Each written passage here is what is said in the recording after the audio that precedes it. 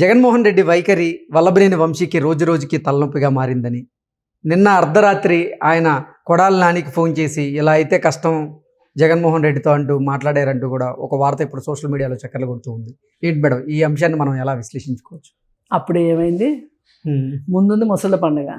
ఒక పార్టీలో నుంచి ఇంకో పార్టీలోకి ఆ గుర్తు మీద గెలిచి ఈ పార్టీలోకి వచ్చినంత ఈజీ అనుకుంటున్నారా రాజకీయాలంటే?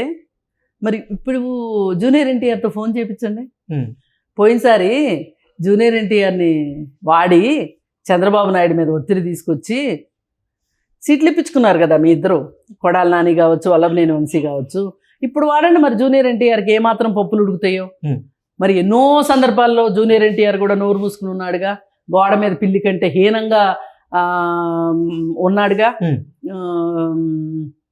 జగన్మోహన్ రెడ్డికి ఎక్కడ కోపం వస్తుందో ఆయన కోపం రాకుండా ఉండాలని. వైఎస్ఆర్ గారు ఎంత గొప్ప నాయకుడో ఎన్టీఆర్ గారు కూడా అంతే గొప్ప నాయకులు, ఇద్దరు గొప్ప నాయకులే, ఎవరి పేరుంటే ఏమి అని మాట్లాడాడు కదా. యూనివర్సిటీ పేరు మార్చినప్పుడు ఒక లెజెండరీ పేరు తీసి ఇంకొక లెజెండరీ పేరు పెట్టారు, ఏమైంది అన్నట్టు మాట్లాడాడు. ఎందుకు అలా మాట్లాడాల్సి వచ్చింది? అసలు మా తాత పేరు ఎందుకు తీస్తావు నువ్వు? ముందు నువ్వు తీయటానికి వీల్లేదు. మీ నాన్న అంటే నీకు ఇష్టం ఉంటే, మీ నాన్న ఒక లెజెండరీ అని నువ్వు ఫీల్ అయితే ఇంకో యూనివర్సిటీ కట్టుకుని ఇంకో యూనివర్సిటీకి ఆ పేరు పెట్టుకో, మా తాత పేరు తీయటానికి వీల్లేదని మాట్లాడాల్సిన మనవడు నాలో ఆ రక్తమే ప్రవహిస్తుంది, నేను ఆ కుటుంబానికి వారసుణ్ణి, నందమూరి వంశానికి వారసుణ్ణి అని ప్రగల్భాలు పలికిన జూనియర్ ఎన్టీఆర్ మరి చాలా సందర్భాల్లో ఇట్లాంటి విషయాల్లో పైగా ఇద్దరిని అక్కడికి పంపించి తమాషా చూశాడు కదా. మరి నీ కోసం నేను ఇంత చేశాను, వాళ్ళిద్దరికి రాజకీయ భవిష్యత్తు లేకుండా చేశాను నీకోసం, మరి నేను రమ్మంటేనే వచ్చారు వాళ్ళు, వాళ్ళిద్దరికి సీట్లు ఇప్పితే ఎట్లా అని అడగచ్చుగా జగన్మోహన్ రెడ్డిని. అడగాలిగా. ఇప్పుడు సహాయం అంటే మీకు అవసరమైనప్పుడు నేను చేస్తా, నాకు అవసరమైనప్పుడు మీరు చెయ్యాలి. అదే కదా మిత్ర లాభం అంటే, అదే కదా. అంతేగాని మిత్రభేదం కాదు కదా ఉండాల్సింది, మిత్ర లాభం ఉండాలి కదా. మరి ఈ సందర్భంలో మీరు వాడండి జూనియర్ ఎన్టీఆర్ని. వాడి ఏంటి అసలు కొడాలి నానికి కాదు ఫోన్ చేసి మొరబెట్టుకోవాల్సింది వల్లభనేని వంశీ. ఇది రాంగ్ కాల్. రైట్ కాల్ ఏంటంటే జూనియర్ ఎన్టీఆర్కి ఫోన్ చేయాల్సింది.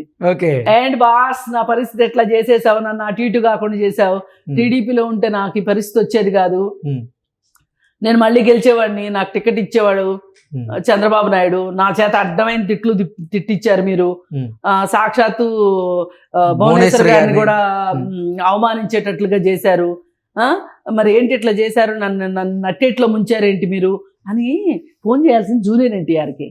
లేదంటే ఒక కారు కట్టుకుని ఇద్దరు కలిసి రావాల్సింది హైదరాబాద్ జూనియర్ ఎన్టీఆర్ దగ్గరికి. ఎవరో నాని అన్ను వంశీ రావాల్సింది. ఇదేనండి రాజకీయాల్లో మహత్యం అంటే. మనం దిగినంత ఈజీ కాదు బయటికి రావటం. జగన్మోహన్ రెడ్డి ఒక సర్వే చేయించారని, ఆ సర్వే ప్రకారంగా గన్నవరంలో వల్లభనేని వంశీ అక్కడ ఓడిపోబోతున్నారంటూ జగన్మోహన్ రెడ్డి గ్రహించారని, అందుకే గన్నవరం సీటు, వైసీపీ సీటు ఈసారి వల్లభనేని వంశీకి ఇవ్వట్లేదని, ఆయన్ని పెనమలూరుకి మార్చబోతున్నారని ఒక వార్త వినపడింది. ఆ తర్వాత పెనమలూరు కూడా కాదు, విజయవాడ ఈస్ట్ నుంచి పోటీ చేయించబోతున్నారంటూ ఇలా రకరకాల వార్తలు వచ్చిన నేపథ్యంలోనే వల్లభనేని వంశీ ఏంటి బాస్ నా పరిస్థితి, ఒక చోట ఒక నియోజకవర్గం అన్నారు, ఒకసారి ఇంకోసారి ఏదో నియోజకవర్గం అన్నారు, ఈసారి ఏమో ఏకంగా విజయవాడ అంటున్నారు, విజయవాడ ఈస్ట్ నుంచి అంటున్నారు, అసలు ఇవన్నీ కాదు ఎంపీగా పోటీ చేయమని ఒకసారి అంటున్నారని రకరకాల వార్తలు వస్తున్నాయి. నా పరిస్థితి ఏంది, అసలు జగన్మోహన్ రెడ్డి గారి వైఖరి ఏంటి నాకు అర్థం కావట్లేదు. ఆయన వైఖరి గురించి వీళ్ళు అర్థం కాలేదని బాధపడటం కాదు, వీళ్ళందరూ జాలిపడండి కూర్చొని.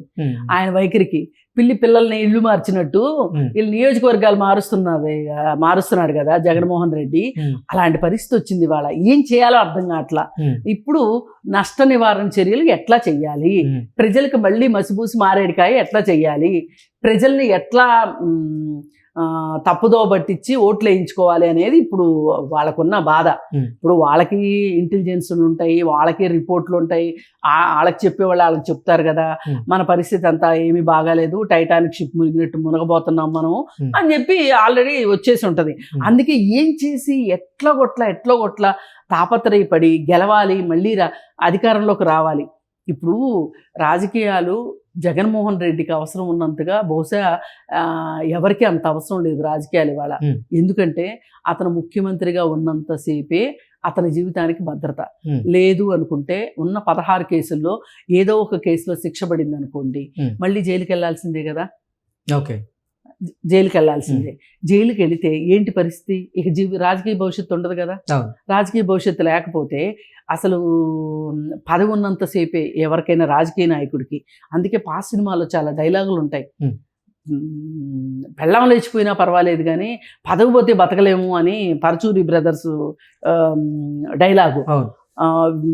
పైగా ఇంకొకటి ఏంటంటే కేసుల పేరుతోటి ఇన్ని కేసులు ఉన్నాయి కాబట్టి ఇప్పుడు సీఎంగా ఉన్నాడు కాబట్టి 3000 సార్లు ఆయన 3000 పైచిలకు వాయిదాలు 3000 పైచిలకు వాయిదాలు తీసుకోగలిగాడు. అదే సీఎం కాదనుకోండి, వాయిదాలు తీసుకోగలుగుతాడా? అప్పుడు ఏమవుతుంది? సంతలో కుక్కను కొట్టినట్టు ఉంటుంది వ్యవహారం. బస్ స్టాండ్లో కుక్కని ఈ బస్ కింద దూరితే ఆ బస్సు స్టార్ట్ అయిపోతుంది, అప్పుడు అది వెళ్ళి ఇంకో బస్ కింద దూరుతుంది, పడుకుంటుంది. ఆ బస్సు స్టార్ట్ అయితే అప్పుడు మళ్ళీ ఇంకో బస్ కిందకి వెళ్తుంది. ఈ విధంగా ఒక కేసు తర్వాత ఒక కేసు, ఒక కేసు తర్వాత ఒక కేసు అతన్ని ఊపిరి పీల్చుకోనివ్వని పరిస్థితి వస్తుంది. ప్రతి శుక్రవారం ఖచ్చితంగా కోర్టులోనే ఉండవలసిన పరిస్థితి వస్తుంది. ఒక్కొక్కసారి అవసరమైతే ఒకే రోజు ఒకే శుక్రవారం 4-5 కేసుల్లో అంటే పొద్దు నుంచి సాయంత్రం దాకా ఆ సిబిఐ కోర్టులోనే ఉండాల్సిన పరిస్థితి వస్తుంది. అందుకోసమే తను జైలుకి వెళ్లకుండా ఉండాలన్నా, ఆస్తులు కాపాడుకోవాలన్నా తనకు ఒక రాజకీయ పార్టీ అవసరం. అందుకే అంతలా తప్పించి రాజకీయ పార్టీ పెట్టుకుని పాదయాత్ర చేసి ఒక్క ఛాన్సు అని సీఎం అయ్యింది అందుకు. అంతేగాని ప్రజలకు ఏదో చేసేద్దాము, ప్రజలకు చెయ్యాలి. రాజశేఖర రెడ్డి గారు అంత సహృదయంతోటో లేకపోతే ప్రజలకు ఏదో చెయ్యాలన్న పిపాస్తోటి ఆయన ఏమి ముఖ్యమంత్రి కాలా. ఆయన ముఖ్యమంత్రి అయ్యింది అందుకు. ఇప్పుడు అందుకే ఆ పదవి పోతే చాలా కష్టం అని చెప్పి ఆయన ఇప్పుడు కేసీఆర్ దగ్గరికి వచ్చి సలహాలు అడిగినా, తల్లిని కాళ్ళు పట్టుకొని బ్రతిమలాడుకున్నా, రాజీకి పరోక్షంగా చెల్లెళ్ళతోటి రాజీకి వచ్చిన ఉద్దేశం ఇదే. తనకి రాజకీయాలు అవసరం. ఇవాళ సీఎం అవ్వాలి మళ్ళీ, అందుకు ఇదంతా చేస్తున్నాడు. కానీ షర్మిల తనకు చేసిన మోసానికి, తనకు చేసిన అన్యాయానికి షర్మిల క్షమించదు. అలాగే తల్లిని గౌరవాధ్యక్షురాలుగా తీసేసినందుకు తల్లి క్షమించదు. తండ్రిని చంపించినందుకు సునీతారెడ్డి ఒప్పుకోదు. మరి ఇన్ని వ్యవహారాలు ఉండగా ఇంట్లో కుంపటై ఇంత ఉంటే బయట ఈ ఎమ్మెల్యేల రూపంలో ప్రతి నియోజకవర్గంలో ఒక కుంపటై. సీటు ఇవ్వకపోతే ఊరుకోమనే వాళ్ళు కొంతమంది. ఇప్పుడు రోజా కూడా అట్లాగే బ్లాక్మెయిల్ చేస్తేనే భయపడి సీట్ ఇచ్చిన పరిస్థితి. మరి ఇలాంటి గొంతు మళ్ళీ మళ్ళీ దొరకదు. ఇలా ప్రతిపక్షాల మీద విరుచుకుపడే గొంతు కావాలి అంటే ఆ గొంతును ఉంచుకోవాలి. అలాగే ఇంకొకళ్ళు ఇప్పుడు బట్టలు ఇప్పేసిన ఎంపీ ఉన్నాడు కదా, గోరంట్ల మాధవ్. మరి ఇలాంటి ఫ్రీ షోలు ఇచ్చేవాడు దొరకాలి కదా. మరి వాడు ఊరుకుంటాడా? గోరంట్ల మాధవ్ ఊరుకుంటాడా? నేను ఎంత కష్టపడ్డాను అధికారాన్ని నిలబెట్టడానికి. అసలు నేను ఆల్రెడీ సజ్జల కాలర్ పట్టుకున్నా ప్రశ్నించాడంటూ కూడా ఒక వార్త బయటకు వచ్చి దాన్ని ఏదో ఆయన ఖండించడం జరిగింది. కానీ ఏమీ చేయకుండా ఊరుకోడు. ఎంత రౌడీ కాకపోతే అంత ఫోటో మామూలుగా అయితే ఆ నగ్నంగా ఉన్న ఫోటో ప్రసార మాధ్యమాల్లో వస్తే ఇంకొకడు అయితే అసలు నీళ్ళేని బాయిలో దూకి ఆత్మహత్య చేసుకోడు. మరి అట్లాంటిది అతను బతికి మామూలుగా నేనే అయితే ఏంటి అని ప్రశ్నించాడు అతను. మరి ఇట్లాంటి వాడు ఊరుకుంటాడా? సజ్జల్ని, జగన్మోహన్ రెడ్డిని ఊరుకుంటాడా? ఇప్పుడు రేపొద్దున జగన్మోహన్ రెడ్డికి కావచ్చు, సజ్జల రామకృష్ణారెడ్డికి కావచ్చు, వాళ్ళిద్దరూ రేపొద్దున వాళ్ళకి జరగబోయేది ఏంటి అంటే వీళ్ళు ఒక్కొక్కళ్ళు 10 మంది గన్మ్యాన్లు పెట్టుకోవాల్సిన పరిస్థితి వస్తుంది వాళ్ళకి. ఇప్పుడు ఇక్కడ ఉన్నోళ్ళు అందరూ చాలా పరమానంద శిష్యులు లాంటి వాళ్ళు అయితే భయపడక్కర్లా. ఒక్కొక్కడు ఒక్కొక్క చిచ్చరపీడు కదా వీళ్ళు. మరి ఇట్లాంటి వాళ్ళ దగ్గర నుంచి ఏ మాత్రం వ్యతిరేకత ఉంటుంది, ఏ మాత్రం దాడులు ఉంటాయి అని వాళ్ళకి తెలియకుండా ఉంటుందా? కాకపోతే సీటు వస్తుంది అనే నమ్మకం ఉన్నంతసేపు వాళ్ళు వినయంగా ఉంటారు. సీటు రాదు అని కన్ఫామ్ అయిన రోజున ఇంకో అతను ఎవరో చెప్పాడు, ఐప్యాక్ని పెట్టుకొని మమ్మల్ని అందరినీ ఐప్యాక్ ఇచ్చిన దాన్ని బట్టి అంటున్నావు, దాన్ని నమ్ముకుంటే నువ్వు గంగలో దూకినట్టే అని చెప్పి అంటే అంత ఉద్రేకంతో చెప్పాడు అతను. ఉమ్. ఇట్లా బయటకు వచ్చిన వాళ్ళు కొంతమందే, ఇంకా రాని వాళ్ళు ఎంతమంది ఉన్నారు అసలు గొడుగ్గాయలు ఎక్కడ ఉన్నారో తెలియ ఇంకా వస్తారు. ఓకే. మరి ఈ పరిస్థితుల్లో వల్లభనేని వంశీకి కొడాలి నానికి ఉమ్. వాళ్ళకి దేవుడి రూపంలో జూనియర్ ఎన్టీఆర్ వచ్చి, జూనియర్ ఎన్టీఆర్ అక్కడికి వెళ్ళి తాడేపల్లి కోటకి వెళ్ళి ఉమ్. జగన్మోహన్ రెడ్డి తోటి నుంచుని మాట్లాడతాడా, ఉమ్. కూర్చుని మాట్లాడతాడా? మరి పోయినసారి పాపం చిరంజీవి ఏదో చాలా మర్యాదకి వినయంగా ఉన్నందుకు ఎంత ట్రోల్ చేశారు ఉమ్. జగన్మోహన్ రెడ్డిని.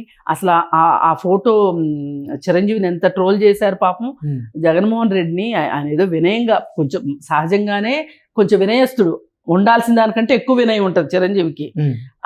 అదేదో ఆయన చూపిస్తే దాన్ని కావాలని, అసలు చూసారా నేను ఎట్లాంటి వాళ్ళని ఎలా చేశానో, సినిమా హీరోల్ని కార్లు ఆపిచ్చి దిగి నడిపించాను, నా దగ్గరికి నడుచుకుంటూ వచ్చారు వాళ్ళు అనే పరిస్థితిలో ఉన్నప్పుడు అసలు ఇక జూనియర్ ఎన్టీఆర్ని ఏం లెక్కేస్తాడు? కానీ నా కోరిక ఏంటంటే వీళ్ళిద్దరూ నమ్మిన బంట్లు కదా, వీళ్ళ కోసం ఈ మాత్రం సాహసం చెయ్యాలి జూనియర్ ఎన్టీఆర్. వెళితే గానీ అప్పుడు తెలుస్తుంది జగన్మోహన్ రెడ్డి అసలు రంగు. ఇది అసలు రాజకీయాల రసకందాయంలో ఉన్నాయి ఇట్లాంటి సందర్భంలో. అందుకని అలాంటిది కూడా మనం చూడాలని కోరుకుంటున్నాను. Okay madam, thank you.